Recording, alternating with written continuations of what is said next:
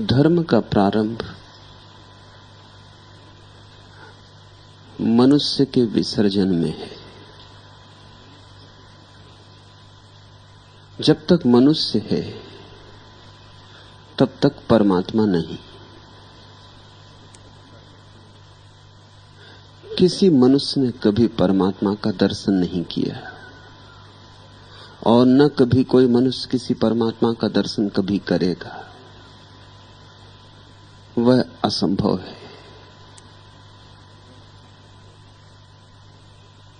इसलिए असंभव है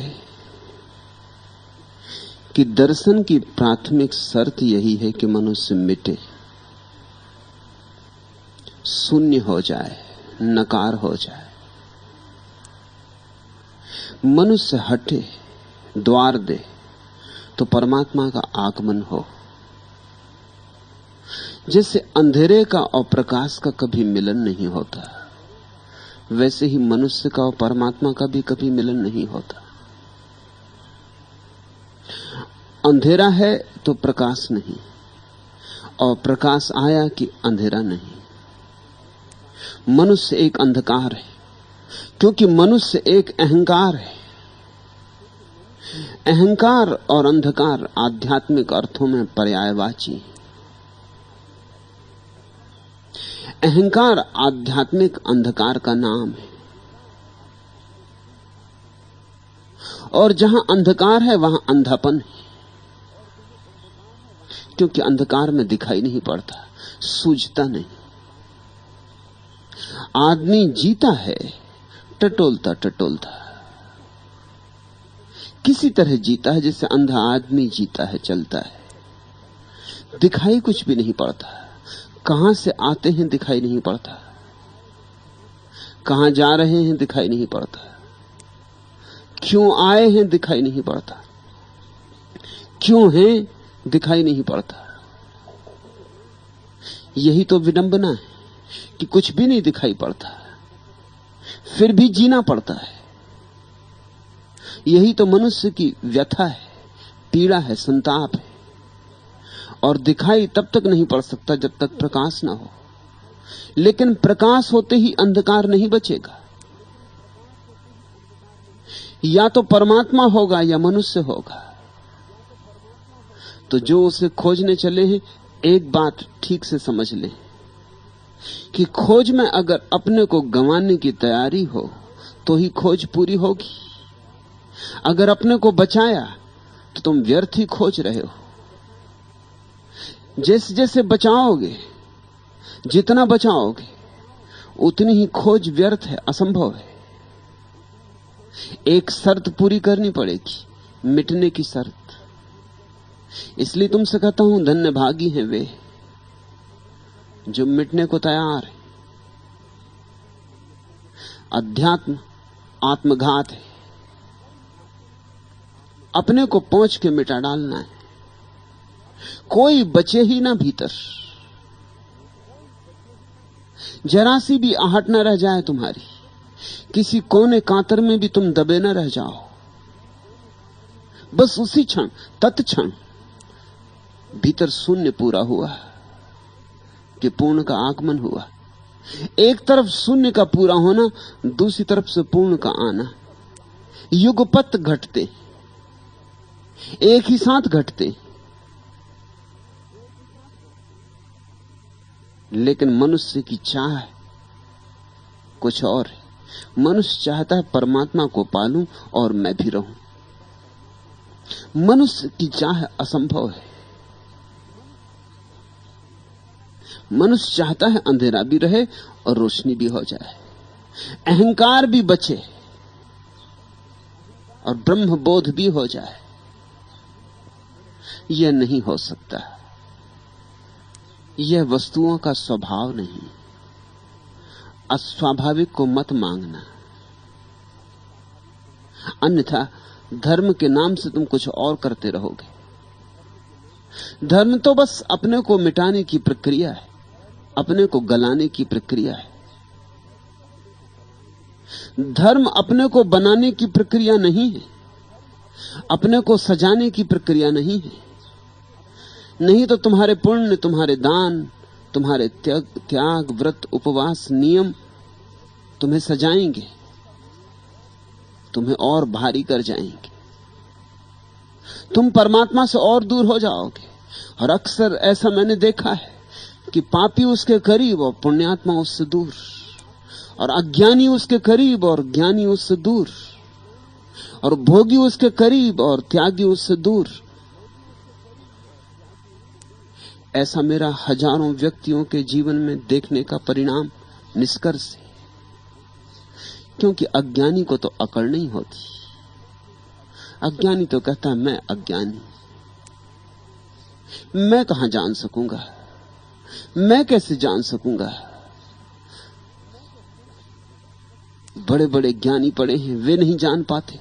मेरी क्या बिसात, बस इसी में उसकी बिसात है, इसी में उसका बल है। पापी तो रोता है, उसके पास तो आंसुओं के अतिरिक्त और कोई संपदा नहीं। प्रार्थना कर सकता है, लेकिन पुण्य का कोई दावा नहीं। और प्रार्थना रुदन के अतिरिक्त और है क्या?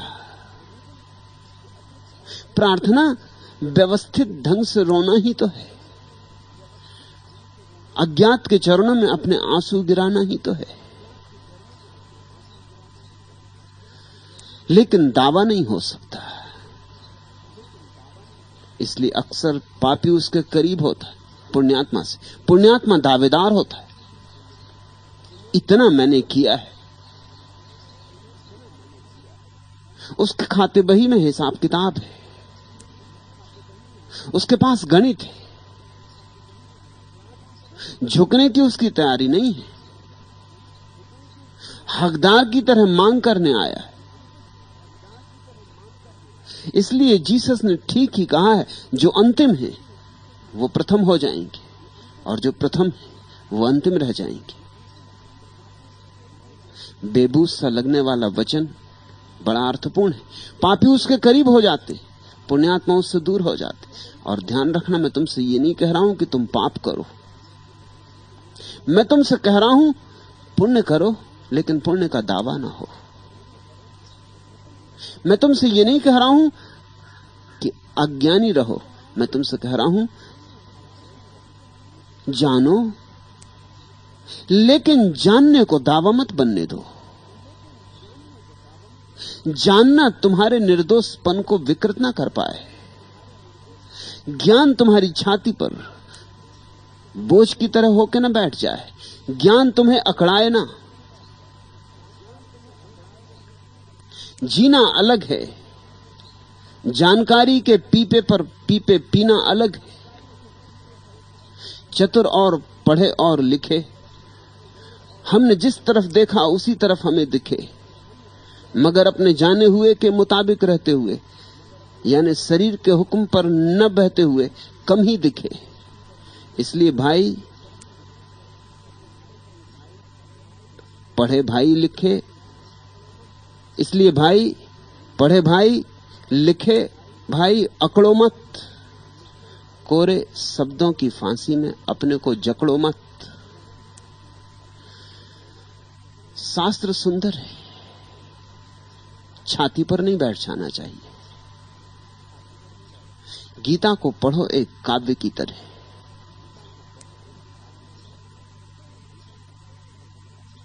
वेद को गुनगुनाओ गीतों की भांति, कुरान को उठने दो संगीत की भांति।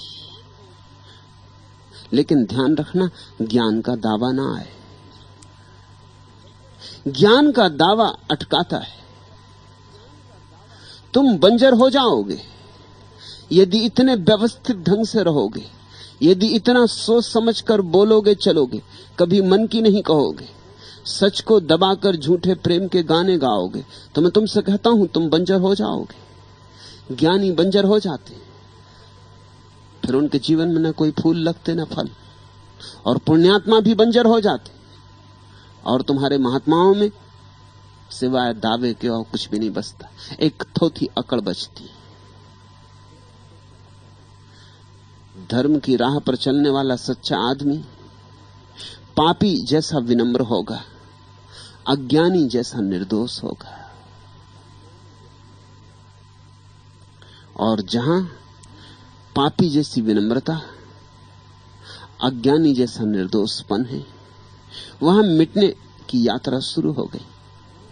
वहां तुम्हारी बर्फ पिघलने लगी, तुम गलने लगे, सूरज उगने लगा, सुबह होने लगी। जल्दी ही तुम पाओगे सूरज सारे आकाश पे छा गया है और तुम्हारा कहीं कोई पता भी नहीं।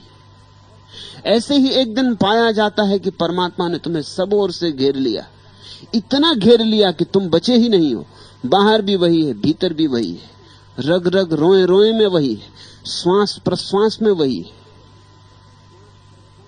भक्त जब खो जाता है, इतना खो जाता है, तब भगवान की उपलब्धि।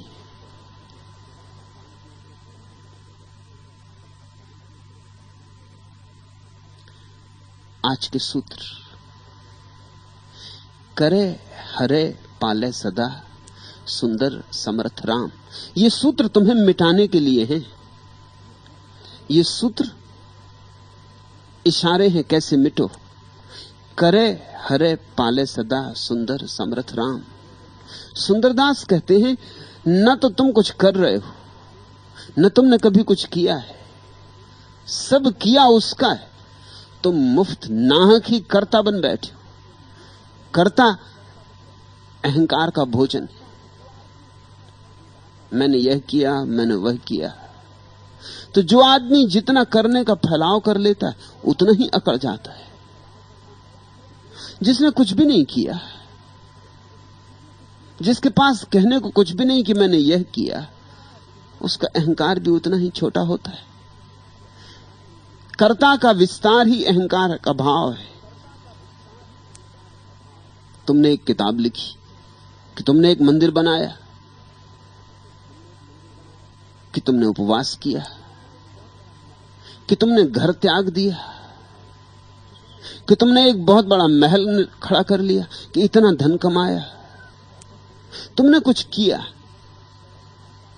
और अहंकार भरा। जड़ से काट डालो इसे। करे हरे पाले सदा सुंदर समर्थ राम। सुंदरदास कहते हैं, करता भी वही, हरता भी वही। वही बनाता, वही मिटाता, वही संहारता। तुम बीच में मत आओ। राम परिपूर्ण रूप से समर्थ है। कुछ कमी नहीं है कि तुम्हें कुछ करना पड़े। इसी बात को अलग अलग फकीरों ने अलग अलग ढंग से कहा है। अजगर करे न चाकरी, पंछी करे न काम, दास मलूका कह गए सबके दाता राम। मलूक कहते हैं, जरा देखो तो आंख उठाकर। अजगर भी पड़ा रहता अपनी जगह तो भी भोजन मिल जाता है। पक्षी नौकरी चाकरी करने नहीं जाते।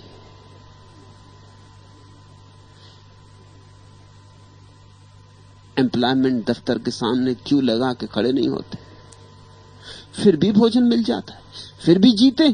तुमसे कुछ कम जीते? सच तो यह है तुमसे ज्यादा जीते। आदमी जमीन पे सबसे कम जी रहा है। करने धरने से फुर्सत मिले तो जिए, करने धरने से फुर्सत नहीं मिल पाती, जिए कैसे? पहले इंतजाम तो जुटा है तब जिए। इंतजाम जुटाते जुटाते ही जिंदगी चूक जाती। आदमी कहता है, आज धन इकट्ठा कर लूं, कल जीऊंगा। आज मकान बना लूं, कल रहूंगा। कल आता नहीं। मकान बनते बनते आदमी के जाने का दिन आ जाता है। किसका मकान कब पूरा बन पाया है? सभी को तो अधूरा छोड़ के जाना पड़ता है। किसकी यात्रा कब पूरी होती? सभी को तो 20 से उठ जाना होता है। तुम देखते नहीं रोज लोगों को गिरते और मरते।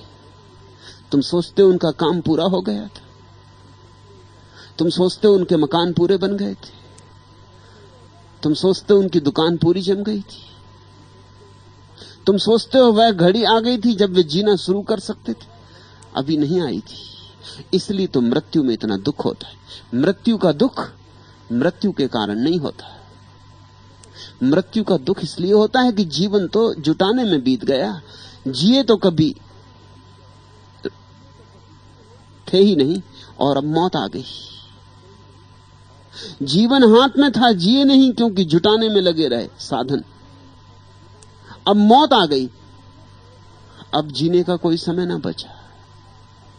ऐसे ही समझो कि एक आदमी सदा यात्रा की तैयारी करता हो, बिस्तर बांधता हो, संदूक सजाता हो, बस यात्रा की तैयारी ही करता हो, यात्रा कभी भी जाता ना हो। और जब यात्रा की तैयारी करीब करीब पूरे होने को आ जाए तो मौत की घड़ी आ जाए। तुम्हारी जिंदगी ऐसी ही है, तुम इंतजाम करते हो। लोग कहते हैं आज मेहनत कर लें, कल भोगेंगे।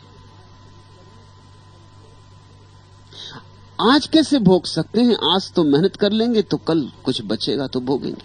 फिर कल भी यही होता और परसों भी यही होता, क्योंकि जब भी दिन आता है आज की तरह आता है। और तुम्हारी एक आदत बन गई होती है कल पर स्थगित कर देने की। तुम टालते ही चले जाते, एक दिन मौत आ जाती। आदमी जमीन पर सबसे कम जीता है और सबसे ज्यादा जीने के आयोजन जुटाता है। पशु पक्षियों को जरा गौर से देखो, उनसे कुछ सीखो। जीसस से किसी ने पूछा कि आपके संदेश का सार क्या है, तो तुम चौंकोगे जीसस ने जो जवाब दिया। जीसस ने कहा, पक्षियों से पूछ लो, पौधों से पूछ लो, मछलियों से पूछ लो।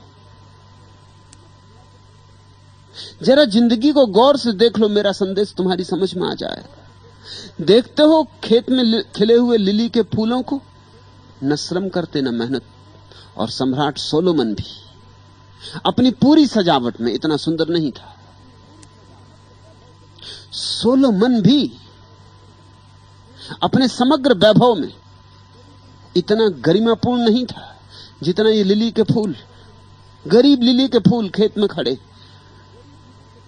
न इनके पास धन है, न पद है, न प्रतिष्ठा है, कुछ भी नहीं, मगर इनका सौंदर्य देखते हो। इन्हीं से पूछ लो, पक्षियों से पूछ लो कि मछलियों से पूछ लो। जीसस क्या कह रहे हैं? जीसस कह रहे हैं जरा आंख खोल के प्रकृति को तो देखो। सारी प्रकृति जी रही है, पौधे भी तुमसे ज्यादा जी रहे हैं, तुमसे ज्यादा रस पी रहे हैं। आदमी सूखता ही चला जाता और उसके सूखने की जड़ कहां है? उसे ये अकड़ आ गई कि मेरे किए कुछ होता है, कि मैं कुछ करूंगा तो होगा। तुम मां के पेट में थे 9 महीने तक, किसने तुम्हें भोजन दिया था? मां के पेट में तुम थे तब तुम सांस भी नहीं ले सकते थे, किसने तुम्हें श्वास दी थी? कैसे तुम मां के पेट में 9 महीने तक बड़े हुए? कौन तुम्हें बड़ा करता रहा? किसका सहारा था तुम? तुम तो बिल्कुल असहाय थे। फिर कौन तुम्हें गर्भ के बाहर ले आया? और तुम गर्भ के पहले आओ बाहर कि मां के स्तन दूध से भर गए थे। किसने मां के स्तनों को दूध से भर दिया था? जैसे तुम्हारे आने के पहले तुम्हारे लिए सारा इंतजाम कोई जुटा रहा, कोई अदृश्य हाथ तुम्हें संभाले हुए। हाथ तो प्रतीक है, कोई अदृश्य नियम। उस नियम का नाम ही धर्म है, तुम्हें संभाले हुए। प्रेम की भाषा में कहो तो उस नियम का नाम परमात्मा है।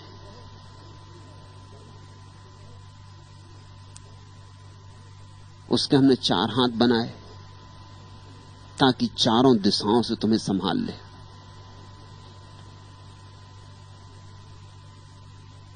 उसके हमने 1000 हाथ बनाए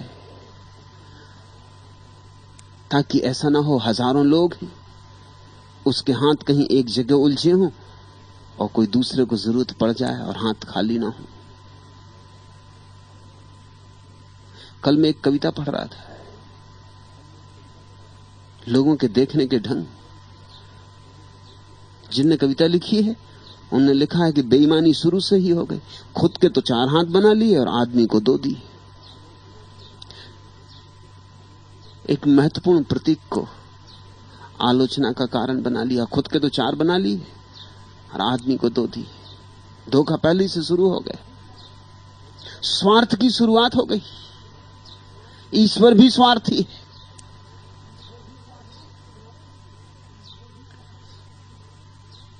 उसके हाथ तुम्हारे लिए, तुम्हारे हाथ भी जिस दिन उसके लिए हो जाएंगे उसी दिन मिलन हो जाएगा। उसके 1000 हाथ भी तुम्हारे लिए, तुम्हारे 2 हाथ भी उसके लिए नहीं। तुम अपनी अलग अकड़ लेके खड़े हो गए हो और तुम अलग हो नहीं, इसलिए अकड़ तुम्हारी भ्रांत है। कोई मनुष्य अकेला होकर जी नहीं सकता। मनुष्य को एक व्यक्ति की तरह देखने में ही भूल हो रही।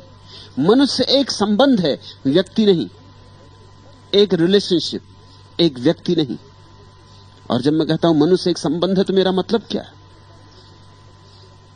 अगर श्वास ना आए तो तुम समाप्त हुए। चारों तरफ जीवन वायु का सागर चाहिए तो ही तुम जी सकते हो। सूरज ना आए तुम समाप्त हुए। सूरज से आने वाली जीवनदायी किरणें होनी चाहिए तो ही तुम जी सकते हो। पानी ना मिले तुम समाप्त हुए। आकाश चाहिए, हवाएं चाहिए, सूरज चाहिए, चांद तारे चाहिए, जल चाहिए, पृथ्वी चाहिए। ये सब हैं तो तुम जीते हो। इन सब के बीच तुम एक संबंध मात्र हो।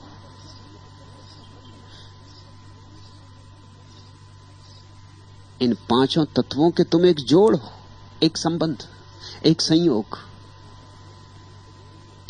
इस संयोग के भीतर एक कुछ ऐसा भी है जो संयोग नहीं है। उसको हमने परमात्मा कहा है। वह तुम नहीं हो। तुम तो संयोग मात्र हो। मिट्टी, आकाश, वायु, अग्नि, इनका जोड़। लेकिन तुम्हारे भीतर एक है जो तुम नहीं हो। उसको जानने के लिए तुम जब नहीं हो जाओगे पूरे, तभी संभावना का द्वार खुलेगा। रूप कहा माटी ने, वह तो मेरा ही है। रंग, किरण बोली, वह मैं ही सबको देती। रस, मैं ही बरसाता सब पर बोला बादल। प्राण, वात बोली, मुझको ही नहीं जानते। अति परिचय परिणाम अवज्ञा। शब्द, शब्द ध्वनि के अपार सागर की सीमित एक लहर भर जो कंठस्थल से टकराकर टूट गई। तरह तरह से तुम जिसको जोड़ा करते हो, बोला अंबर। संपूजन, संघात, सिर्फ संग्रह भर में हूं। बोला अज्ञात नहीं, तुम वह जिसने ली मैं की संज्ञा। संग्रह तुम हो नहीं, संग्रही। संग्रह मात्र अगर बन पाते तो न इस तरह से घबराते और न ऐसे प्रश्न उठाते। एक तुम्हारे भीतर इस सारे संग्रह का साक्षी बैठा है, जो मिट्टी नहीं, जो आकाश नहीं, जो अग्नि नहीं। एक चैतन्य का आवास तुम में। लेकिन उस चैतन्य में तुम्हारा अहंकार बिल्कुल नहीं। व्यक्ति की तरह तुम वहां नहीं हो। वह चैतन्य तो सच्चिदानंद है। मेरा चैतन्य और तुम्हारा चैतन्य अलग अलग नहीं। हम सबका चैतन्य एक ही है। देहें हमारी अलग, आत्मा एक है। वाणी हमारी अलग, शून्य हमारा एक है। बोलें तो हम भिन्न भिन्न, हमारी बोलियां अलग, लेकिन मौन हो जाएं तो मौन थोड़ी भिन्न भिन्न होता है। यहां कितनी भाषाएं जानने वाले लोग मौजूद हैं। करीब करीब दुनिया की सारी भाषाओं को जानने वाले लोग यहां मौजूद हैं। बोलेंगे तो सब भिन्न भिन्न हो गए, लेकिन सब चुप होकर बैठ जाएं, शांत मौन, तो क्या जर्मन मौन अलग होगा जापानी मौन से? हिंदुस्तानी मौन अलग होगा चीनी मौन से? मौन तो एक ही होगा। भीतर शब्द के, रूप के, रंग के पार भी कुछ है, ज्ञात के पार भी कुछ है। उसका ही नाम परमात्मा है। वही करता, वही हरता, वही लेता, वही देता। सारा खेल उसका है। लेकिन तुम व्यर्थ ही बीच में आ जाते, और तुम्हारे बीच में आने से बड़ा उपद्रव हो जाता। कुछ उसका नुकसान नहीं होता, लेकिन तुम जीवन से वंचित हो जाते हो। धर्म है जीवन को उसकी विराटता में जीना, और तुम क्षुद्र रह जाते हो। धर्म है जीवन को सागर की भांति जीना, और तुम बूंद ही रह जाते हो। तुम नाहक सीमा में आबद्ध हो जाते हो। तुम अपने कारागृह खुद ही निर्मित कर लेते हो। तुम कारागृह बनाने में इतने कुशल हो कि दीवालों पे दीवालें उठाए चले जाते हो। तुम्हें दीवालों से इतना राग है। पहले दीवाल उठा लोगे कि ये भारत, ये अलग हो गया चीन से, ये अलग हो गया अफगानिस्तान से। फिर भारत में सीमाएं उठा लोगे कि ये हिंदू, ये मुसलमान। फिर हिंदू 1000 सीमाएं उठा लेगा कि ये ब्राह्मण, ये शूद्र। फिर ब्राह्मण भी सीमाएं उठा लेगा कि कौन कानकुब्ज और कौन कौन, कोई चतुर्वेदी, कोई त्रिवेदी, कोई द्विवेदी। फिर उठती जाएंगी सीमाएं, और तुम देख रहे हो तुम क्या कर रहे हो। तुम छोटे होते जा रहे हो। आखिर में बचते हो तुम एक थोथा अहंकार, जिसमें कुछ भी नहीं बचा। विराट करो अपने को, सीमाएं तोड़ो। नहीं तुम ब्राह्मण हो, नहीं तुम शूद्र, नहीं तुम हिंदू, नहीं तुम मुसलमान, नहीं तुम भारतीय, नहीं तुम अफगानी। छोड़ो सीमाएं, तोड़ो सीमाएं, उठो पार। जितने तुम विराट होते चलो, उतने ही परमात्मा के निकट होते चलो। विराट होने से डरते क्यों? क्योंकि विराट होने में एक ही खतरा है, अहंकार नहीं बचता। अहंकार को बचाना हो तो सीमाएं खड़ी करनी पड़ती। अगर ब्राह्मण हो तो अकड़ सकते हो, हिंदू हो तो अकड़ सकते हो। अगर न हिंदू, न ब्राह्मण, न मुसलमान, न ईसाई, न भारतीय, न पाकिस्तानी, फिर अकड़ोगे कैसे? अकड़ को बचेगा क्या? आधार न रह जाएगा अकड़ का। इस आधार को तोड़ने के लिए पहला सूत्र, करे हरे पाले सदा सुंदर समर्थ राम। सभीते न्यारो रहे सब में जिनको धाम। और वह सबके भीतर बैठा है, और फिर भी न्यारा होकर बैठा है। मिट्टी भी नहीं है वह, अग्नि भी नहीं है, वायु भी नहीं है। सबके भीतर बैठा है और सबसे भिन्न होकर बैठा है। दृष्टा है सबका, साक्षी है सबका, देखने वाला है सबका। तुम तो नाटक में भी जाते हो तो भूल जाते हो कि देखने आए हो। फिल्म देखने जाते हो, पर्दे पे कुछ भी नहीं होता। भली बात तुम्हें मालूम है कि पर्दे पे कुछ भी नहीं, कोरा पर्दा है। धूप छाया का खेल हो रहा है, लेकिन आंखें गिली हो जाती, आंसू आ जाते, हंसने लगते हो। कभी कोई बहुत उत्तेजक दृश्य आ जाता है तो एकदम कुर्सी पर उठंग हो जाते, एकदम रीढ़ सीधी करके बैठ जाते हो। हंस लेते, रो लेते, खुश हो लेते, उदास हो लेते, सब कर लेते, और मालूम है कि पर्दे पे कुछ भी नहीं, धूप छाया का खेल है। नाटक में भी भूल जाते हो कि तुम दृष्टा हो। तो जिंदगी के बड़े नाटक में अगर भूल गए तो कुछ आश्चर्य नहीं। ये बड़ी मंच है, इस पर बड़ा विराट अभिनय चल रहा है। इसमें सब अभिनेता हैं, सबने स्वांग रचा है, कोई राजा बना है, कोई भिखारी बना है, कोई आदमी है, कोई स्त्री है। अनेक अनेक रंग हैं, अनेक अनेक रूप हैं, लेकिन भीतर एक ही निराकार बैठा हुआ है। जब सब पर्दे गिर जाएंगे तब तुम अचानक हैरान होगे, तब तुम चौंकोगे कि भेद था ही नहीं। जो इस अभेद को चलते खेल में पहचान लेते हैं उनको जीवन मुक्त कहा गया है, जीते जी मुक्त। और जो जीते जी मुक्त है वही मृत्यु में भी मुक्त है। जो जीते जी मुक्त नहीं हो पाया वो मृत्यु में मुक्ति को नहीं जान सकेगा, उसे फिर वापस जीवन में आ जाना पड़ेगा। उसने पाठ ही ना सीखा, उसको फिर उसी कक्षा में वापस आ जाना पड़ेगा। जीवन पाठशाला है। पाठ क्या है? सीखना। एक ही पाठ सीखने का है कि यहां सब अभिनय है और हमारे भीतर दृष्टा बैठा है जो सिर्फ देखता है। सभीते न्यारो रहे सब में जिनको धाम, अंजन यह माया करी आप निरंजन राई।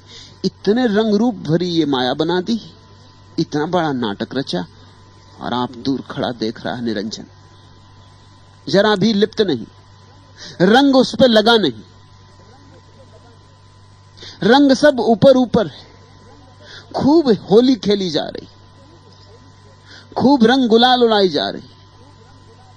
फिर घर जाते हो, नहा धो लिए, सब साफ हो गया, तुम तो नहीं रंग पाते।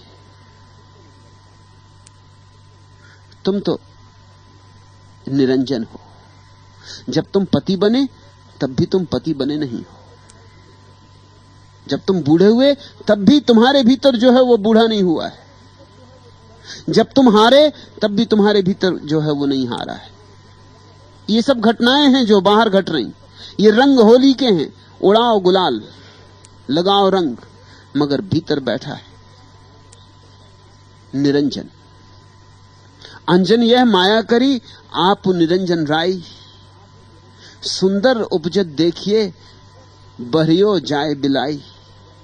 कैसी अद्भुत दुनिया बनाई। क्षण में चीजें बनती हैं, क्षण में बिखर जाती, मगर फिर भी हम अंधे क्षण भंगुर को पकड़ लेते, रोते चिल्लाते, बबूलों से राग लगा लेते, फिर बबूले फूटते तो पीड़ित होते। सुंदर उपजत देखिए बहरियो जाए बिला, फिर तुरंत ही तो सब बिला जाता है, देर कहां लगती, सपने जैसा उठता है और विलीन हो जाता है। कितने लोग आए और कितने लोग गए। हम भी हैं, हम भी चले जाएंगे, हमारे बाद और लोग आते रहेंगे, आते रहेंगे। सदियों के बाद किसी को पता भी नहीं होगा कि तुम भी कभी थे। मिट्टी मिट्टी में मिल जाएगी, पानी पानी में खो जाएगा, लेकिन अभी तुमने कितना शोरगुल मचा रखा है, अभी तुमने कितना बोझ ले रखा है, सब मिट जाएगा। और तुम कितने चिंतातुर होकर बैठे हो कि कहीं कुछ मिट ना जाए, कि वर्षा आ गई कहीं मकान गिर ना जाए। सब गिर जाने वाले। किसी ने जरा सी बात कह दी और तुम इतने पीड़ित हो गए कि रात भर सो ना सके, न तुम बचोगे न वह बचेगा। कितने लोग इस जमीन पर रहे, लड़े झगड़े, एक दूसरे को काटा पीटा, विदा हो गए। किसी की याद है तुम्हें? क्या तुम सोचते हो तुम्हें ही पहली दफा गाली दी गई? जिनको गालियां दी गई थी, अपमान हुए थे, लड़े थे, झगड़े थे, वे सब कहां हैं? आज मिट्टी में तलाश करोगे तो पता लगा पाओगे कि कौन सी मिट्टी विजेता की है और कौन सी मिट्टी हारे हुए की, कौन सी मिट्टी सिकंदर की और कौन सी मिट्टी गुलाम की। मिट्टी तो सब मिट्टी है, राख तो बस राख है। जहां सब उठता है और गिर जाता है, वहां हम छोटी छोटी चीजों को कितने जोर से पकड़ते हैं। उसी जोर से पकड़ने में हम पीड़ित होते हैं, परेशान होते हैं। और जब कोई लहरों को पकड़ेगा तो दुखी होगा, क्योंकि लहरें पकड़ में नहीं आती। क्षण भंगुर को पकड़ेगा, बेचैन होगा ही, क्योंकि क्षण भंगुर तुम्हारे पकड़ के कारण शाश्वत नहीं हो सकता। और हमारी यही असंभव चेष्टा चल रही कि क्षणभंगुर शाश्वत हो जाए। हम क्षण को शाश्वत बनाना चाहते। जहां परिवर्तन ही सत्य है वहां हम चीजों को स्थिर करना चाहते हैं, ठहराना चाहते हैं। यहां कुछ भी ठहरता नहीं। इससे हम इतने दुखी हैं, इतने पीड़ित हैं। आज धन है, कल चला जाएगा। तुम पकड़ रखना चाहते हो कि रहना ही चाहिए। आज तुम सफल हो, कल असफल हो जाओगे। आज तुम्हारे गले में विजय की माला है, कल ये फूल कुम्हला जाएंगे। ये माला किसी और के गले में होगी, तब तुम पीड़ित होगे, तब तुम दुखी होगे। सुंदरदास इशारा क्या कर रहे हैं? वे कह रहे हैं, देखो सब, किसी भी चीज से जकड़ो मत। जो आए आने दो, जो जाए जाने दो।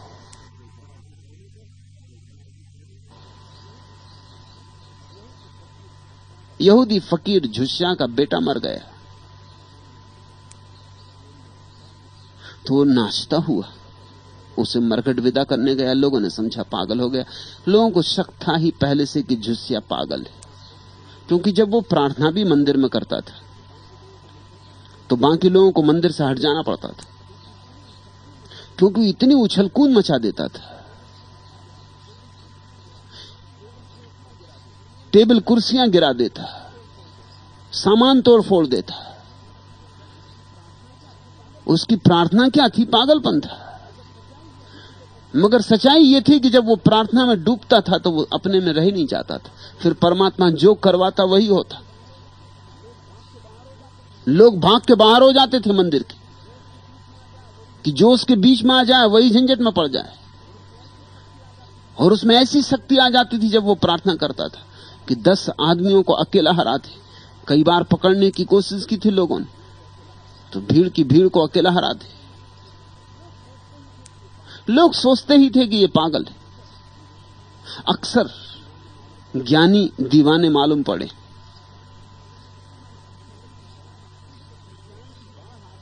ज्ञान की बाढ़ आती है तो दीवानापन भी आता है। और जब बेटे को विदा करने चला, जवान बेटा मर गया और नाचने लगा, तो लोगों ने कहा ये पागल, हम जानते। लेकिन वो परमात्मा से कह रहा था कि तूने भेंट दी थी, आज तूने वापस ले ली। इतने दिन जितनी तरह संभाल हो सकी मैंने की। कुछ भूल चूक हुई हो तो क्षमा करना। लेकिन तूने मुझे इस योग्य माना था कि इतने दिन के लिए ये अमानत रखने को दी थी, उसका धन्यवाद तो दूं, इसलिए नाचता हूं। तूने मुझे किसी योग्य तो समझा? अपने किसी प्यारे को इतने दिन के लिए मेरे पास भेज दिया था। खुश हूं कि जैसा तूने भेजा था वैसा ही वापस कर रहा हूं। जरा भी बिगाड़ नहीं हुआ है। और खुश हूं कि जरा भी मेरा लगाव नहीं। और ऐसा भी नहीं था कि जब बेटा मेरे पास था तो मैंने उसकी चिंता फिक्र ना ली हो।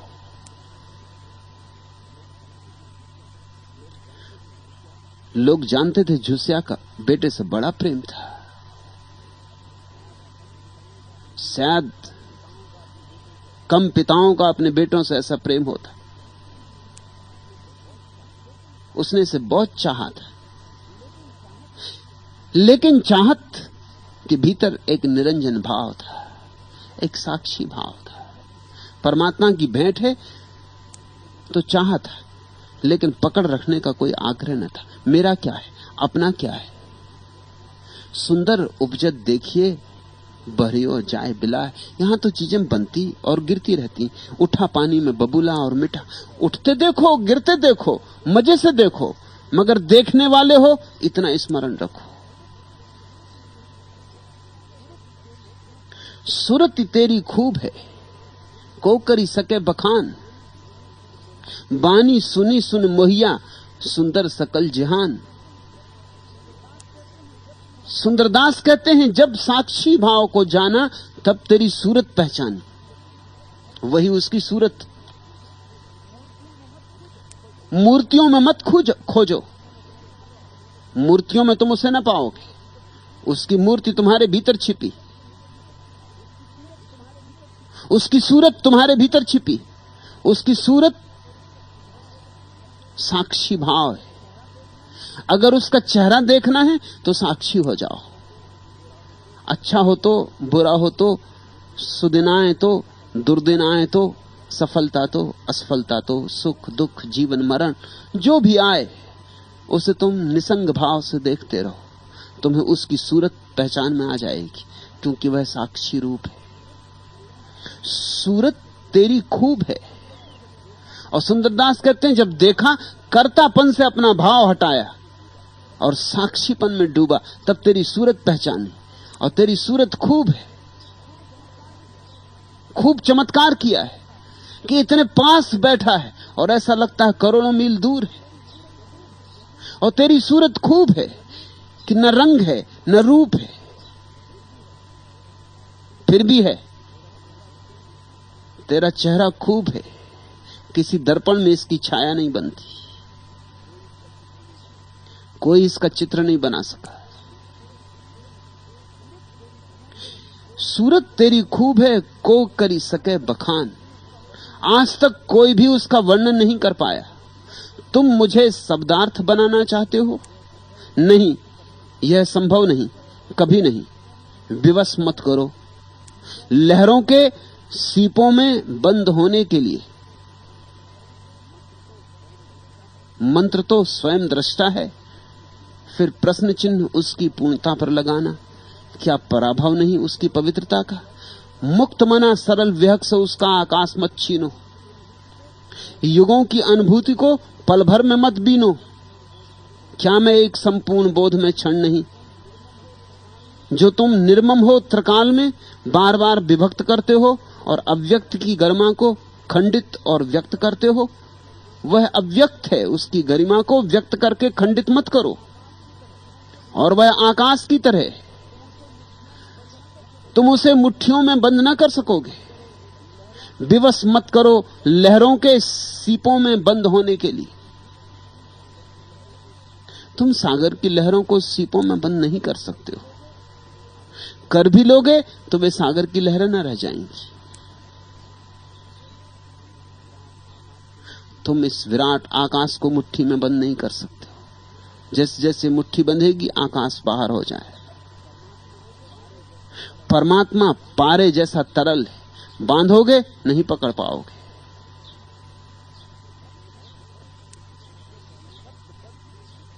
शब्दबद्ध तुमको करने का मैं दुस्साहस नहीं करूंगा।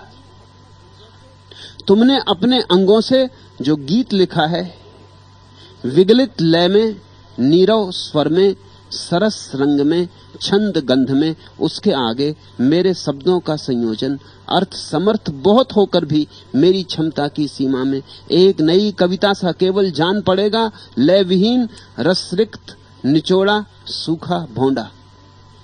ओ माखन सी मानस हंसनी, गीत तुम्हारा जब मैं फिर सुनना चाहूंगा, अपने चिर परिचित शब्दों से नहीं सहारा मैं मांगूंगा। कान रूंध लूंगा, मुख अपना बंद करूंगा, पलकों में पर लगा समय आकाश पार कर, क्षीर सरोवर तीर तुम्हारे उतर पड़ूंगा। तुम्हें निहारूंगा नैनों से, जल मुक्ताहल तरल झड़ूंगा। शब्दों से उसे कहा नहीं जा सकता, चित्र उसके बनाए नहीं जा सकते। तुमने किसी नर्तकी को नाचते देखा? उसके नृत्य को तुम कैसे शब्दों में वर्णन करोगे? नहीं, कठिनाई है। तुमने अपने अंगों से जो गीत लिखा है, विगलित लय में, नीरव स्वर में, सरस रंग में, छंद गंध में, उसके आगे मेरे शब्दों का संयोजन अर्थ समर्थ बहुत होकर भी मेरी क्षमता की सीमा में एक नई कविता सा केवल जान पड़ेगा। लय विहीन, रसरिक्त, निचोड़ा, सूखा भोंडा। ऐसा नहीं कि मनुष्य ने प्रयास नहीं किया है परमात्मा के संबंध में उसे अभिव्यक्ति देने का। सारे शास्त्र इसी चेष्टा के परिणाम है, लेकिन कौन उसे कह पाया? शब्द बहुत छोटे, शब्द अति क्षुद्र हैं। उस विराट को शब्द में लाने की सब चेष्टाएं हारती रही, हारती रहेंगी। कभी मनुष्य समर्थ नहीं हो पाएगा।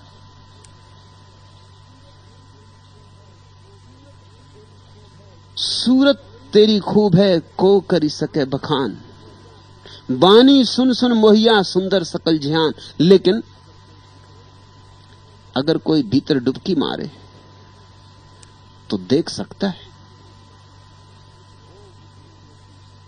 ओ माखन सी मानस हंसनी, गीत तुम्हारा जब मैं फिर सुनना चाहूंगा, अपने चिर परिचित शब्दों से नहीं सहारा मैं मांगूंगा। कान रूंध लूंगा, मुख अपना बंद करूंगा, पलकों में पर लगा समय आकाश पार कर क्षीर सरोवर तीर तुम्हारे उतर पड़ूंगा। तुम्हें निहारूंगा नैनों से, जल मुक्ताहल तरल झड़ूंगा। जब उसे जानना हो तो आंखें बंद कर लेना, कान रूंध लेना, बोलना खो जाए, शब्द विदा हो जाएं, मन शून्य हो जाए और तत्क्षण उसका अनाहत नाद सुना जाता है, उसका अरूप रूप प्रकट होता है, उसका निराकार आच्छादित कर लेता है तुम्हें, उसका अनिर्वचनीय रूप तुम्हारे प्राणों में रस होके बरसता है, छंद होके झकता है। उसे सुना जा सकता, उसे देखा जा सकता है, उसकी वाणी भीतर सुनी जा सकती है। इस भीतर की वाणी को संतों ने शब्द कहा है। शब्द का अर्थ है तुम्हारे उपयोग में आने वाले शब्द नहीं, शब्द का अर्थ है तुम्हारा शब्द नहीं, उसका। उसे ओंकार का नाद कहा है। अगर तुम चुप हो जाओ तो वह बोले, अगर तुम बिल्कुल नीरव हो जाओ तो उस नीरवता में ही उसके सूक्ष्म स्वर पकड़े जा सकते, उसकी संगीत की लहरें इस क्षण भी मौजूद है। मगर तुम्हारा कोलाहल इतना है, जैसे कोई बीच बाजार में धीमे धीमे बांसुरी बजाता हो, किसको सुनाई पड़े? जहां कोलाहल भारी हो वहां वेणु के स्वर खो जाएंगे। लेकिन अगर कोई सुनना चाहे बीच बाजार में भी शांत होकर, तो उतने कोलाहल में भी वेणु के छोटे छोटे धीमे धीमे स्वरों को पकड़ पाएगा। तुम्हारा ध्यान जाना चाहिए एकाग्र होकर एक दिशा में। जो भीतर की दिशा में जाता है वह पाता है। उसकी सूरत भी, उसकी मूरत भी, उसकी वाणी भी शास्त्रों का शास्त्र उपलब्ध होता है। उस स्वर में स्नान करके ही पवित्रता उपलब्ध होती। उस स्वर में स्नान किया कि पुण्य हुआ। वही है गंगा असली।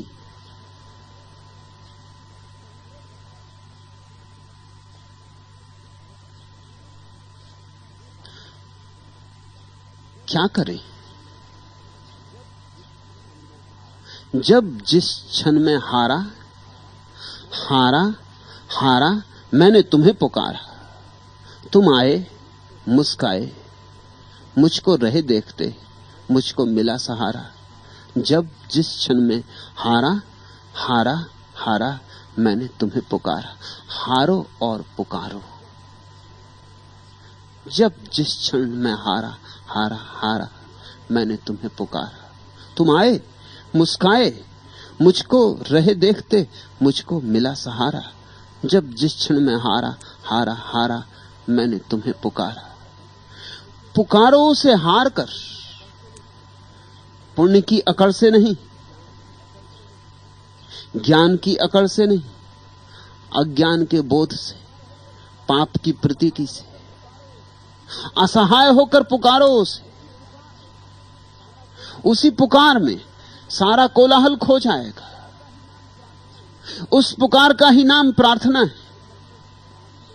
लेकिन ध्यान रखना, प्रार्थना तभी होती जब तुम हार कर पुकारो। जरा भी अकड़ ना हो, जरा भी दावा ना हो, जरा भी शिकायत ना हो, जरा भी आकांक्षा ना हो, मांग ना हो, सिर्फ इतना ही हो कि मैं भी हूं, यहां दूर परदेश में पड़ा और तेरे अतिरिक्त मेरा कोई सहारा नहीं। मैंने सब करके देख लिया, कुछ होता नहीं। अब तुझे पुकारता हूं जैसे कोई डूबता हो सागर में और पुकारे, ऐसे हारे होकर पुकारो। बानी सुनी सुनी मुहैया सुंदर सकल जहान, और जिसने उसकी वाणी सुन ली, शब्द सुना, एक ओंकार सतनाम, जिसने उस एक ओंकार को सुना वह मोह गया, वो सदा के लिए उसका हो गया। तुमने बीन बजाने वाले के सामने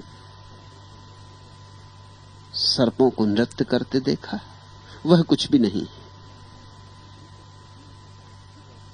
भीतर की बीन जब बजती है और तुम सुन लेते हो तो जो नृत्य पैदा होता है वह शाश्वत है, समय और आकाश की सब सीमाओं को तोड़कर बहता जाता है। एक बार शुरू होता है तो फिर उसका कोई अंत नहीं। आदि तो है, अंत नहीं। प्रीतम मेरा एक तू, सुंदर और न कोई। बस एक बार उसकी शकल झलक जाए,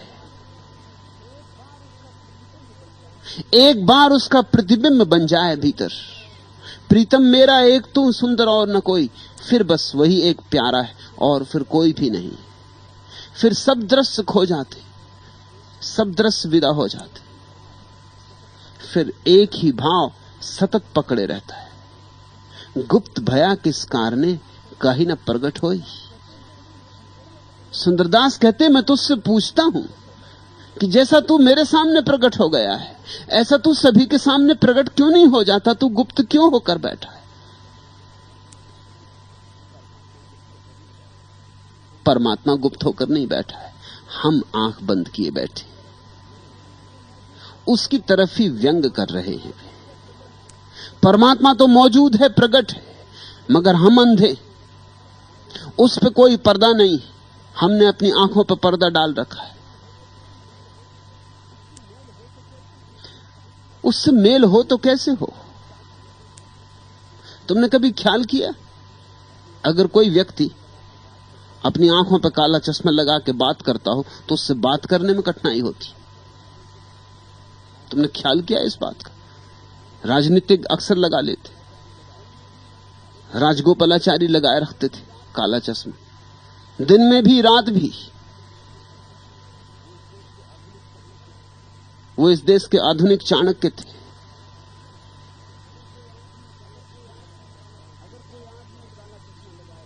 अगर कोई आदमी काला चश्मा लगाए बैठा हो और तुमसे बात करे तो तुम्हें थोड़ी अड़चन होगी, बात करनी मुश्किल होती। उसकी आंख नहीं दिखाई पड़ती। आंख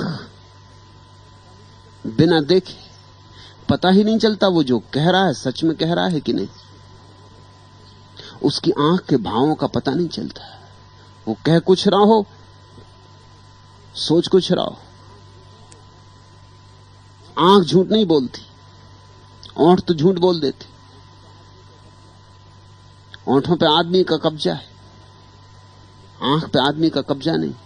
इसलिए कूटनीतिक काला चश्मा चढ़ा रखते। लेकिन अगर कोई आदमी काला चश्मा चढ़ाए बैठा हो तो उससे बात करना मुश्किल होती, कुछ अड़चन मालूम पड़ती।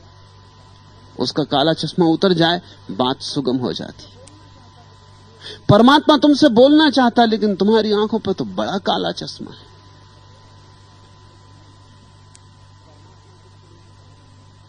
परमात्मा गुप्त नहीं, तुम्हारी आंखों पर अंधकार का चश्मा है और तुम अंधकार को जोर से पकड़े हुए हो।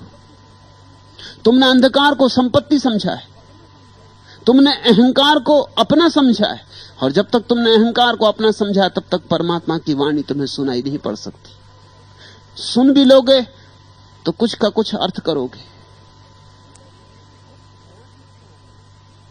गुप्त भया किस कारणे काहि न प्रगट होई, ऐसी तेरी साहिबी जान न सके कोई।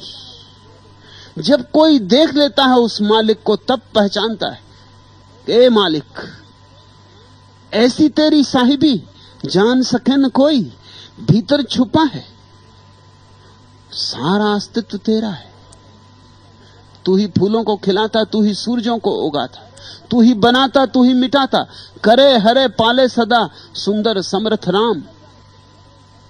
और पता नहीं चल रहा है तेरा, किसी को कानों कान खबर नहीं हो रही कि इतना बड़ा विराट आयोजन तू कर रहा है। लोग तो छोटा मोटा आयोजन करते हैं तो शोरगुल मचा देते, बैंड बाजा बजा देते, लाउड स्पीकर लगा देते, अखंड कीर्तन करवा देते। कीर्तन होता है, कीर्तन नहीं। न खुद सोते न मोहल्ले वालों को सोने देते। जरा सा कुछ हुआ कि लोग उपद्रव मचा देते। तू इतना विराट आयोजन कर रहा है और तेरा किसी को पता भी नहीं। लाओ त्सु का प्रसिद्ध वचन कि सम्राट अगर सच में सम्राट हो तो लोगों को पता ही नहीं होता कि वह है, उसकी मौजूदगी ही पता नहीं चलती। फिर कुछ कम हो, थोड़ा 1 कोटि नीचे हो तो लोगों को पता चलता है कि सब वही कर रहा है। फिर अगर और 1 कोटि नीचे हो तो लोगों को शिकायत होती है कि बुरा भी वही कर रहा है। और अगर 1 कोटि नीचे हो तो लोग उसको मारने मिटाने को राजी तत्पर हो जाते, बगावतें पैदा होती, क्रांतियां होती।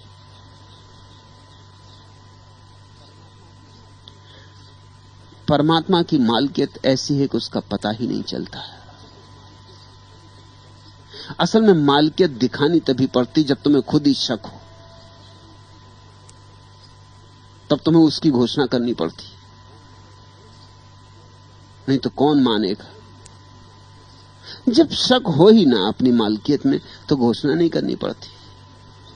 इसलिए जो सच में ही महान व्यक्ति होते उनके पास जाके तुम्हें ऐसा नहीं लगता कि तुम छोटे हो, उनके पास जाके तुमको लगता तुम भी महान हो। जो झूठे बड़े लोग होते उनके पास जाके तुम्हें निरंतर लगेगा कि तुम छोटे हो गए। वे तुम्हें छोटा करने में आतुर होते, तुम्हें छोटा करके ही वे बड़े बने रहते। सच्ची महानता का लक्षण यही है कि ऐसे व्यक्ति की मौजूदगी में, ऐसे व्यक्ति के साथ तुम्हें पता ही नहीं चलेगा कि वह तुमसे विशिष्ट है। वह तुम्हें अपने साथ उठा लेगा, अपनी ऊंचाइयों पर उठा लेगा। वह तुम्हें गौरव देगा, सम्मान देगा, समादर देगा। परमात्मा ने इस पूरे अस्तित्व को ऊंचाई पर उठाया हुआ है। यहां छोटी सी छोटी चीज का उतना ही सम्मान है जितनी बड़ी से बड़ी चीज का। एक ओस की बूंद की उतनी ही चिंता है जितनी बड़े से बड़े सागर की।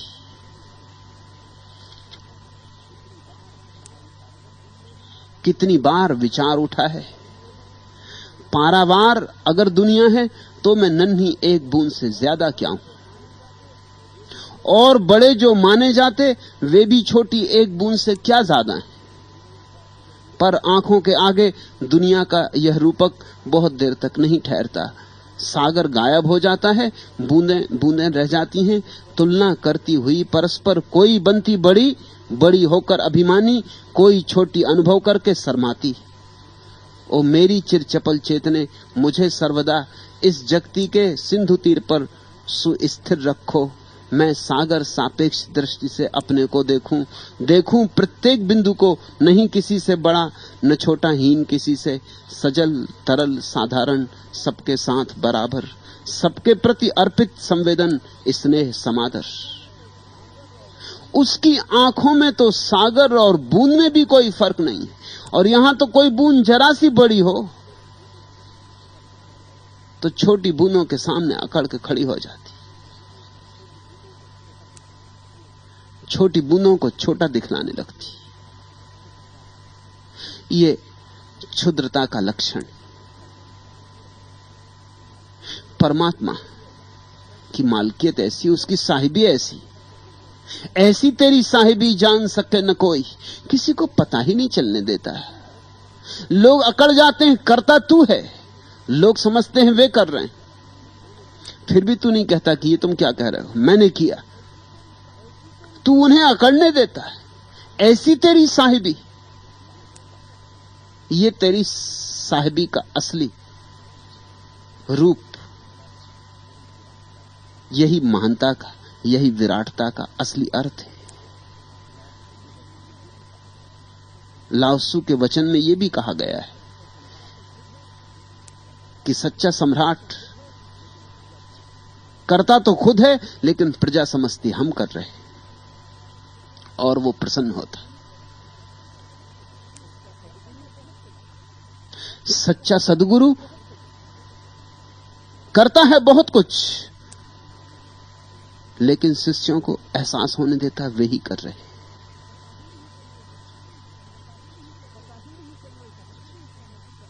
पता ही नहीं चलना चाहिए। असली साहिबी का पता नहीं चलता, उसकी कोई बाजार में नुमाइश नहीं करनी होती। ऐसी तेरी साहिबी जान न सके कोई, सुंदर सब देखे सुने काहू लिप्त न होई। और तू सब देखता रहता, सब सुनता रहता और किसी बात में लिप्त नहीं होता। वचन तहां पहुंचे नहीं, तहां न ज्ञान न ध्यान। वहां वचन तो पहुंचता ही नहीं, जानना भी नहीं पहुंचता। वहां तो प्रीति पहुंचती है, जानना नहीं, ज्ञान नहीं। वहां तो प्रेम पहुंचता है, वहां ध्यान भी नहीं पहुंचता। जब तक ध्यान है तब तक अभी वहां नहीं पहुंचे। वहां पहुंचते ही ध्यान विदा हो जाता है, और ध्यान जहां विदा हो जाता उस अवस्था का नाम समाधि। ख्याल रखना, समाधि न तो जानने का नाम है।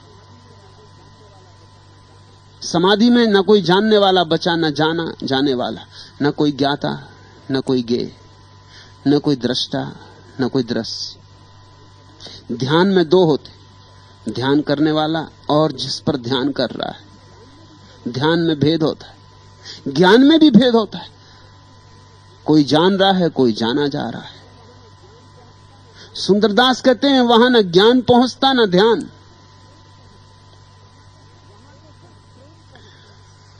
वहां तो सिर्फ प्रेम पहुंचता है, प्रीति पहुंचती। कभी कभी जब मैं चुप हो जाता हूं तो पाता हूं अनछुई गहराइयों तक खोलती है चुप्पी मुझे, पूर्ण विराम तक बोलती है। जब तुम्हारे भीतर सब चुप हो जाता है तब पूर्ण बोलता है, और प्रेम में ही सब चुप होता है। प्रेम मौन की एक अवस्था है। प्रेम को बोलना नहीं पड़ता, प्रेम तो बिना बोले ही अपनी बात कह जाता है। जब दो व्यक्ति प्रेम में होते हैं तो चुपचाप उनका पास बैठना काफी होता है। बात तो तब करनी होती है जब चुपचाप बैठना काटता है।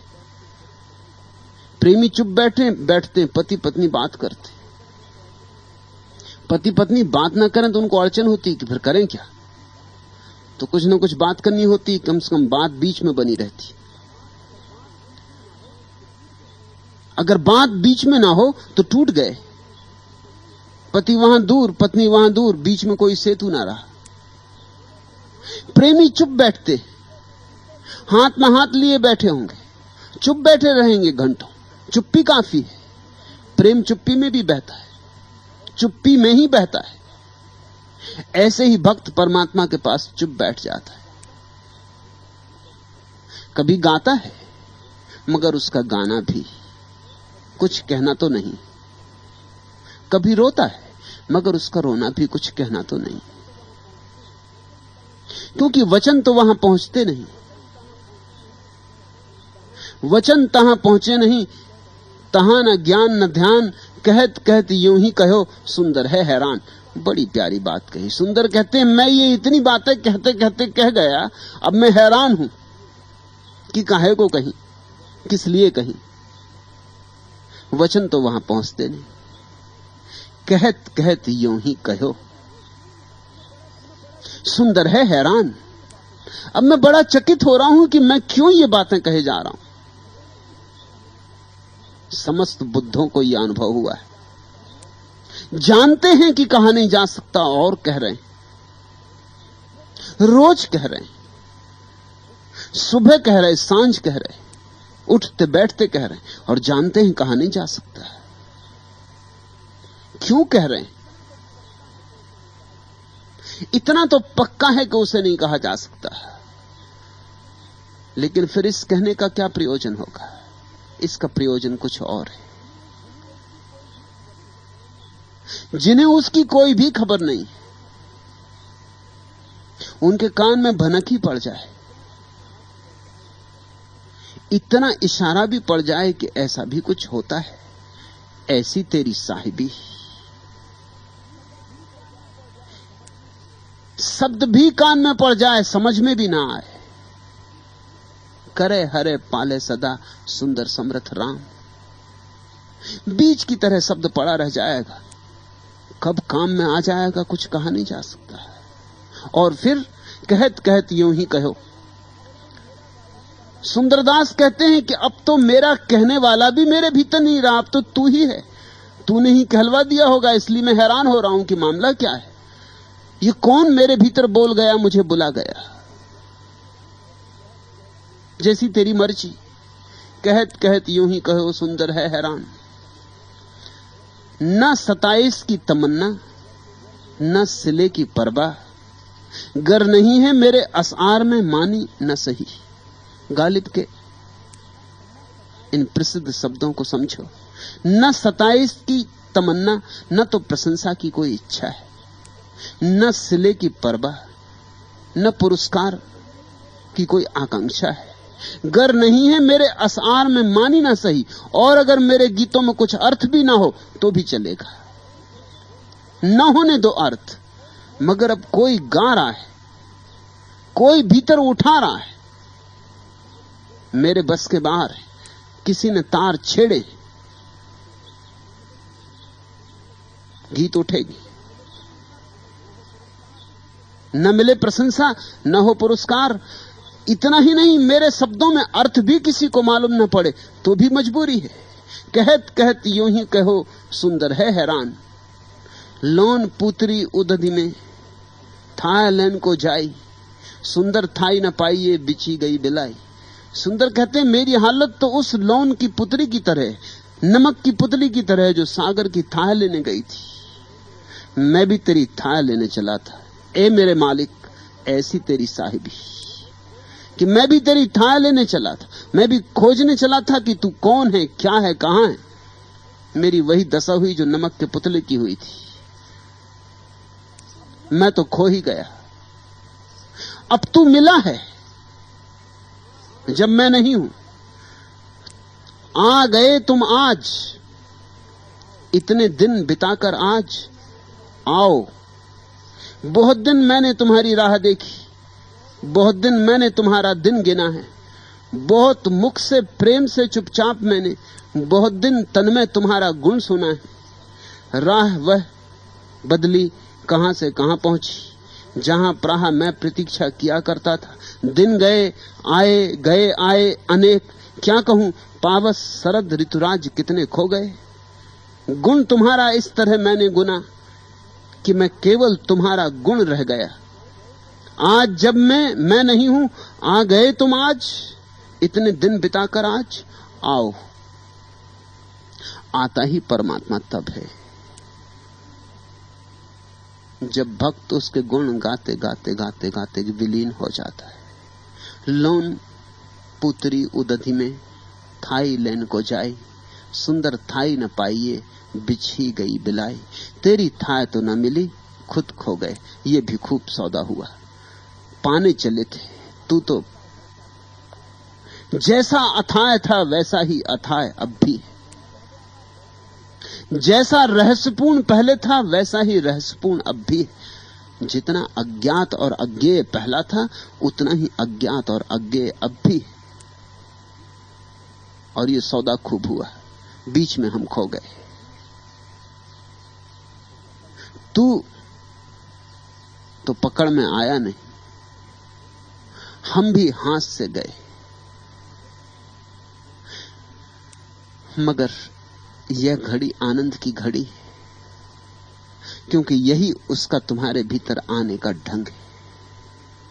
आ गए तुम आज, इतने दिन बिताकर आज आओ। बहुत दिन मैंने तुम्हारी राह देखी, बहुत दिन मैंने तुम्हारा दिन गिना है, बहुत मुख से प्रेम से चुपचाप मैंने बहुत दिन तन में तुम्हारा गुण सुना है। राह वह बदली, कहां से कहां पहुंची, जहां प्राह मैं प्रतीक्षा किया करता था। दिन गए आए अनेक, क्या कहूं पावस शरद ऋतुराज कितने खो गए। गुण तुम्हारा इस तरह मैंने गुना कि मैं केवल तुम्हारा गुण रह गया। आज जब मैं नहीं हूं, आ गए तुम आज, इतने दिन बिताकर आज आओ। वह आता तभी है, माई हो हरि दर्शन की आस। इसलिए जिन्हें उसको पाने की आकांक्षा हो वे मिटने के लिए तैयार हो जाएं। इससे सस्ते में मिलन नहीं होता, इतनी कीमत चुकानी ही पड़ेगी। और ये कोई बड़ी कीमत नहीं है, क्योंकि तुम हो क्या, तुम्हारे पास खोने को है भी क्या। एक भ्रांति है, एक छाया हो तुम, एक माया हो तुम, मिट्टी पानी का एक जोड़। ये खो भी जाएगा तो कुछ खोया नहीं।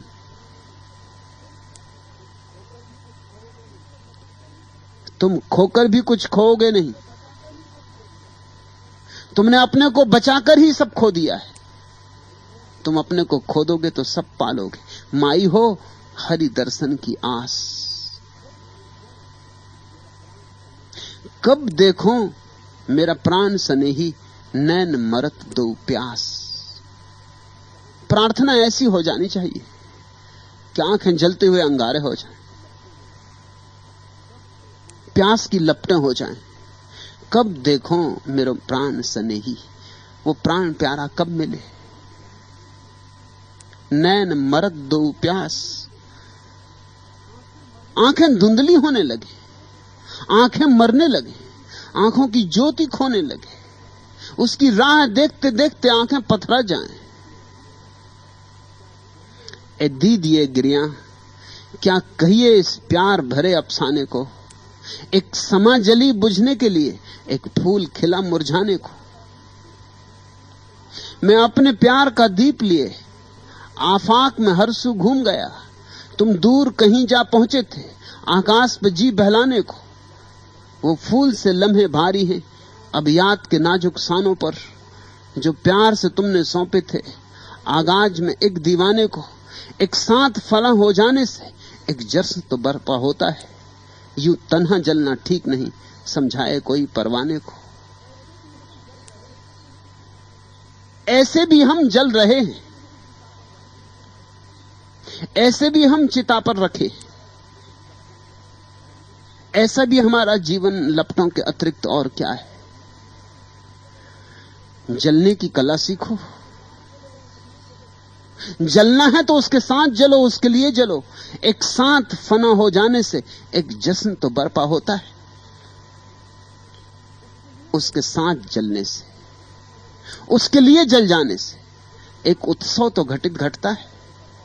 एक साथ फना हो जाने से एक जश्न तो बरपा होता है। यूं तन्हा जलना ठीक नहीं, समझाए कोई परवाने को। ऐसे अकेले अकेले जलने में कोई सार नहीं है। उसकी ज्योति में मिला दो अपनी ज्योति, उसके साथ चलो। ए दीदिए गिरियां, क्या कहिए इस प्यार भरे अफसाने को। एक समा जली बुझने के लिए, एक फूल खिला मुरझाने को। ये सब फूल मुरझा ही जाएंगे, ये सब समाएं बुझ ही जाएंगी। मौत तो आनी ही है। इस फूल को चढ़ा दो उसके चरणों पर, इस दिए को चढ़ा दो उसके सागर में, और तुम पाओगे कि चढ़ाते ही फूल अमर हो गया, फिर नहीं कुमलाएगा, फिर नहीं मुरझाएगा। और दिए का निर्वाण किया उसके सागर में कि बस दिया शाश्वत हो गया, फिर इसकी ज्योति बुझने वाली नहीं, बिन बाती बिन तेल, फिर ये जलेगी, जलती रहेगी।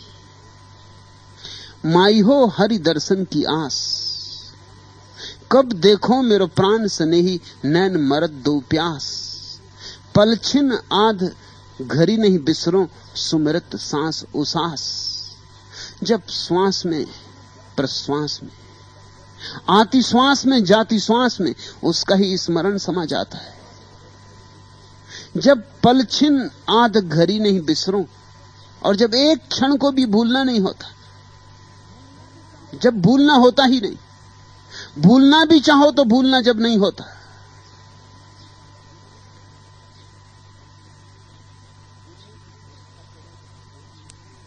भूलने की चेष्टा करो तो भी उसकी याद ही आती।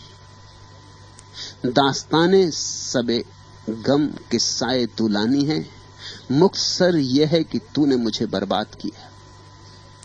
हो न हो दिल को तेरे हुस्न से कुछ निस्बत, जब उठा दर्द तो क्यों मैंने तुझे याद किया। 24 घंटे याद भी उठेगी, दर्द भी उठेगा, और दर्द मीठा है, और दर्द बड़ा प्यारा है। उसके विरह में भी बड़ा सुख है, और संसार के मिलन में भी बड़ा दुख है। संसार में सफल हो जाने में भी कुछ नहीं मिलता, और उसके साथ विफल हो जाने में भी सब कुछ मिल जाता है।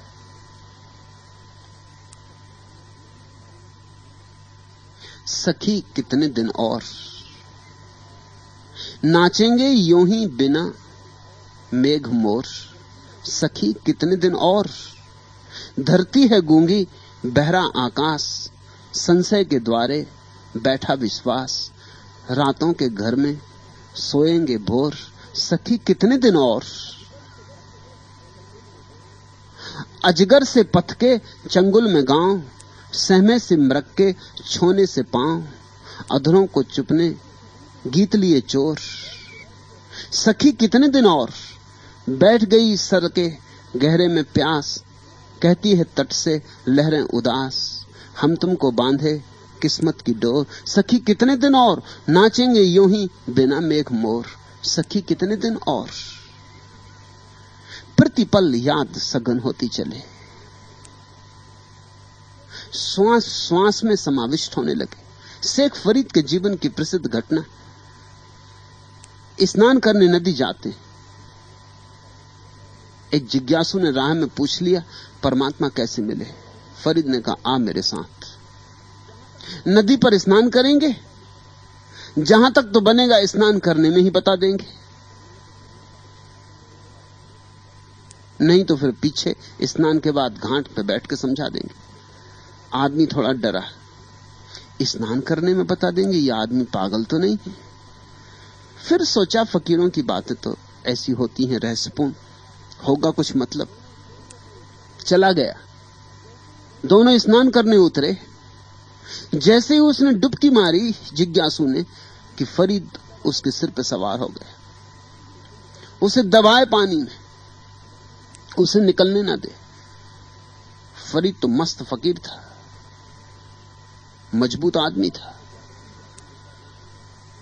जिज्ञासु तो जैसा जिज्ञासु होता है वैसे ही होगा, दार्शनिक चित्त का रहा होगा, चिंता फिक्र में वैसी दुबला रहा होगा। लेकिन जब जान पे बनाए तो दुबले पतले आदमी में बड़ी ताकत आ जाती। जीवन मरण का सवाल था, लगाई पूरी ताकत उसने, और अंततः फरीद को फेंक दिया दूर।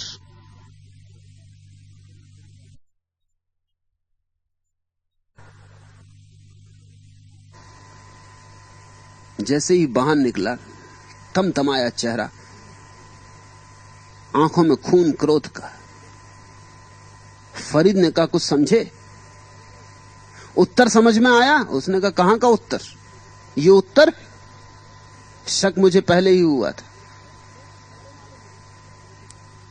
तुम हत्यारे मालूम होते हो, लोग समझते हैं तुम पहुंचे हुए परमहंस हो। फरीद ने कहा ये बातें पीछे कर लेंगे, पहले ये बता कहीं भूल ना जाए तू। जब मैं तुझे नीचे पानी में दबाया था तो कितने विचार तेरे भीतर थे? उसने कहा कितने विचार? ये कोई मौका है विचार करने का? एक ही विचार था कि किसी तरह एक श्वास कैसे मिले। फरीद ने पूछा ये विचार भी कितनी देर टिका? उस आदमी ने कहा ये भी ज्यादा देर नहीं टिका। फिर ये विचार नहीं रहा, ये फिर रोए रोए में समा गया। फिर तो सारा प्राण यही बन गया कि एक श्वास कैसे मिले। और ये सवाल नहीं रहा कि जिसको बैठ के हल किया जाता है। ये जीवन मरण की बात थी। पूरी ताकत लग गई, और मैंने लगाई ऐसा भी नहीं कह सकता, लग गई। फरीद ने कहा बस यही मेरा उत्तर है। जिस दिन परमात्मा को पाने की ऐसी आकांक्षा होती, जैसे कोई पानी में डुबाए और एक श्वास पाने की आकांक्षा उठे। और ख्याल तो करो जरा, मौत तुम्हें ऐसे ही तो पानी में दबा रही। मौत तुम्हारी छाती पर सवार है, तुम मौत के पंजे में हो। उसका पंजा, उसकी गिरफ्त तुम्हारी गर्दन पर रोज गहरी होती जा रही। मौत तुम्हें निचोड़ डालेगी। मौत रोज करीब आती जाती। जब भी कोई अर्थी निकलती है, तुम्हारी ही अर्थी निकलती है। और जब भी मरघट पे कोई चिता जलती, तुम्हारी ही चिता जलती। आज तुम किसी को ले गए हो मरघट, कल कोई और तुम्हें ले जाएगा। जरा सोच लो, ये तुम्हें बोध साफ हो जाए कि जिंदगी मौत से घिरी है। ये जिंदगी क्षण भंगुर है और चारों तरफ मौत ने घेरा डाला है, और हार इस जिंदगी की सुनिश्चित है। इसके पहले की जिंदगी हारे, किसी और जिंदगी को जान लेना जरूरी। ये जीवन इसके पहले की मौत बुझाए, किसी शाश्वत जीवन की ज्योति को पा लेना जरूरी है। पल छिन आध घड़ी नहीं बिसरो, सुमृत सांस उसास। घर बाहर मोहि कल न परत, निस्दिन रहत उदास। यह सोच सोचत मोह सजनी, सुके रगत रुमास। मेरा सब सूख गया, देह अस्थि पंजर हो गई, मांस मज्जा सूख गई। सुंदर विरहन कैसे जिए, विरह विथा तंत्रास। शरीर के रोए रोए में विरह की व्यथा छा गई। इस जीवन को कैसे जिए? यहां जीवन तो है ही नहीं। जीवन तो उस प्यारे के साथ है, और मजा यह है, ऐसी तेरी साहिबी कि तू भीतर बैठा है, और मजा यह कि तू पास से भी पास है, और हमने दूर से भी दूर समझ लिया है। और मजा यह कि हम व्यर्थ ही चिंतित हो रहे हैं और परेशान हो रहे हैं। करे हरे पाले सदा सुंदर समर्थ राम, और तू सब कर रहा है। हमारी हालत वैसी ही है जैसे एक सम्राट शिकार करके लौटता था राजमहल को। रास्ते में उसे एक बूढ़ा लकड़हारा मिल गया। दया आ गई सम्राट को। बूढ़ा बिल्कुल थका मांदा चल रहा था, लकड़ी का बोझ लिए बिठा लिया अपने रथ में। बूढ़ा बहुत सक्चाया। बहुत सम्राट ने कहा कि बैठ जा, घबराने की कोई जरूरत नहीं, लेकिन स्वर्ण रथ पर सवार होना। उसने कहा कि नहीं नहीं महाराज, आप कैसी बात करते। आखिर मजबूरी में सम्राट को आज्ञा देनी पड़ी। चढ़ता है बुढ़े कि नहीं, तो गर्दन उतरवा दूंगा। तब कहीं वो चढ़ा, मगर चढ़ के भी बैठा तो भी अपनी गठरी लकड़ियों के अपने सिर पर रखे बैठा रहा। रथ चला। सम्राट ने कहा तू ये गठरी नीचे क्यों नहीं रखता? उसने कहा कि नहीं मालिक, मुझे बिठाया यही क्या कम, अब और गठरी का बोझ भी आपके रथ पे डालूं? नहीं नहीं, ये मुझसे ना हो सकेगा। तुम बैठे हो, गठरी सिर पे रखे हो, बोझ तो रथ पे पड़ ही रहा है। जो हमें जिला रहा है, जो हमारी सांस चला रहा है, सब बोझ उसी पर है। तुम नाहक बीच में बोझ लिए बैठे हो। ये गठरी उतार के रख दो। खरे हरे पाले सदा सुंदर समर्थ राम, सभी ते न्यारो रहे सब में जिनको धाम। वही कर रहा है, तुम चिंता ना लो, तुम निश्चिंत हो जाओ। भक्त ही जानता है निश्चिंता का रस। आज की दुनिया में जो इतनी चिंता दिखाई पड़ती, उसका कारण तुम देखते हो? उसका कारण सिर्फ एक है, भक्ति खो गई, श्रद्धा खो गई, परमात्मा से नाता खो गया। बैठे अब भी हम उसके ही रथ में, लेकिन पहले भक्त बैठे थे, वो पोटली नीचे उतार कर रख देते थे। हम भी उसके रथ में बैठे, मगर हम रथ को मानते ही नहीं। पोटली को नीचे उतार के कैसे रखें? हम अपने सिर पर रखे हुए। पूरब से भी ज्यादा पश्चिम में चिंता और घनी हो गई, क्योंकि पश्चिम में परमात्मा से संबंध और भी टूट गया है। निश्चिंत तो वही हो सकता है जिसे ये स्पष्ट बोध है कि वह मालिक सब संभाल रहा है। मैं उसकी आज्ञा से जो करवाए किए जाऊं, उठाए तो उठूं, बिठाए तो बैठूं, चलाए तो चलूं। मुझे अपना भार अपने ऊपर लेने की कोई भी जरूरत नहीं। जो चांद तारों को चला लेता है, वो मेरी छोटी सी जिंदगी को ना चला पाएगा। इस छोटी सी प्रतीति के सघन होते ही तुम्हारे जीवन में क्रांति घट जाती, विश्राम आ जाता है, विराम आ जाता है।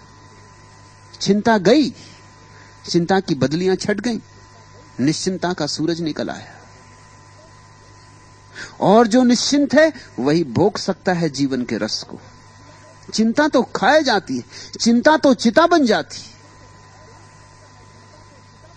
नाच सकता है वही वृक्षों के साथ, तारों के नीचे, सूरज की किरणों में, पक्षियों के साथ नाच सकता है वही जिसके ऊपर कोई बोझ नहीं, जो निर्भर है। परमात्मा मनुष्य को निर्भर करने की प्रक्रिया है। धर्म मनुष्य को निश्चिंत करने का विज्ञान है। जैसे जैसे धर्म खोया, वैसे वैसे आदमी बीमार और रुग्ण हुआ। अब तो उसकी छाती में सिवाय रोगों के और कुछ भी नहीं बचा है। आदमी बिल्कुल खोखला हो गया, जिम्मेवारी किसी और की नहीं। तुम जरा ऐसे भी तो जी के देखो।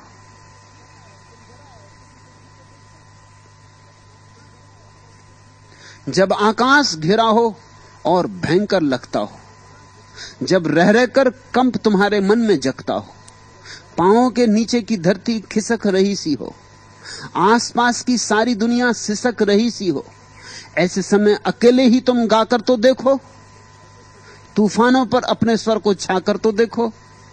कंठ खोलकर गाने से सब संभव होता है। हाहाकार बदलकर बरबस कलरव होता है। जड़ में, चेतन में स्वर अंकुर फूट फैलते हैं, और कि उसके स्वर लल्लत कर टूट फैलते हैं। इतना गलत प्रभात कभी भी उगा नहीं कहीं, जिसकी संध्या में पंछी की स्वर झंकार नहीं। ऐसे समय अकेले ही तुम गाकर तो देखो। दुनिया तो अधार्मिक है, अब तो तुम्हें गाना होगा तो अकेले गाना होगा। जब आकाश घिरा हो और भयंकर लगता हो, और ऐसा आकाश भयंकर कभी भी नहीं लगता था जैसा आज लगता है। जब रह रहकर कंप तुम्हारे मन में जगता हो और आदमी कंपित हो रहा है, आदमी चिंतातुर है, आदमी संतापग्रस्त है। जब रह रहकर कंप तुम्हारे मन में जगता हो, जब आकाश घिरा हो और भयंकर लगता हो, पांवों के नीचे की धरती खिसक रही सी हो, जरा गौर तो करो, पैर के नीचे की धरती खिसक ही गई है। रेत पर तुमने महल बनाए थे, सब गिरने के करीब आ गए। आसपास की सारी दुनिया सिसक रही सी हो, जरा गौर से सुनो, सबके हृदय घावों से भरे, सबके चित्त प्राण दुखी। यहां कौन आज सुखी है? आज किसके कंठ में गीत है, किसके पैरों में नृत्य? आज कौन है जो उत्सव मना रहा है? गए वे दिन जब उत्सव थे, गए वे दिन जब रास था, रंग था, गए वे दिन। अब आदमी जैसे आखिरी सांसें गिन रहा है, अपनी मरण सैया पर पड़ा है। जब आकाश घिरा हो और भयंकर लगता हो, जब रह रह कर कंप तुम्हारे मन में जगता हो, पांवों के नीचे की धरती सिसक रही सी हो, आसपास की सारी दुनिया सिसक रही सी हो, ऐसे समय अकेले ही तुम गाकर तो देखो, तूफानों पर अपने स्वर को छाकर तो देखो। थोड़ा भक्ति का उमगाओ रस, थोड़ी याद करो प्रभु की, थोड़ा भीतर टटोलो, साक्षी का संस्पर्श हो जाए तो क्रांति हो जाती। इसी पृथ्वी पर स्वर्ग उतर आता है, इसी देह में बुद्धत्व का अवतरण होता है, इसी देह में, इसी माटी की देह में अमृत के दर्शन होते हैं, इसी मृत्यु से भरे जगत में शाश्वत का दिया जलता है। इस स्वर को उठाओ, इस गीत को जगाओ, इसको बिना जगाए मत जाना, इसको बिना गाए मत जाना, अन्यथा प्रभु को क्या उत्तर दोगे, कैसे उसके सामने खड़े होगे।